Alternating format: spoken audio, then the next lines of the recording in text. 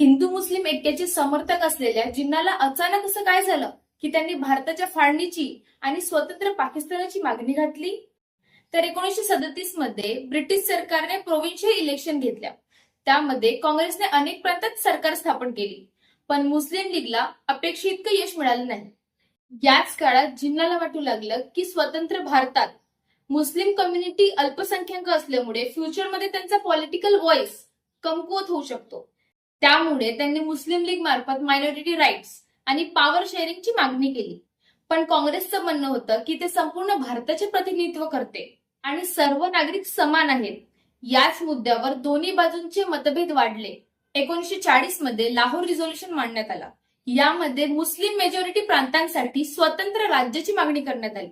पुढे हाच पाकिस्तान मागणीचा पाया ठरला. त्यानंतर जिन्ना यांनी टू नेशन थेअरी मांडली. त्यांच्या मते हिंदू आणि मुस्लिम हे फक्त दोन वेगवेगळे धर्म नसून वेगवेगळी नेशन्स आहेत. त्यामुळे त्यांची स्वतंत्र राजकीय व्यवस्था असावी.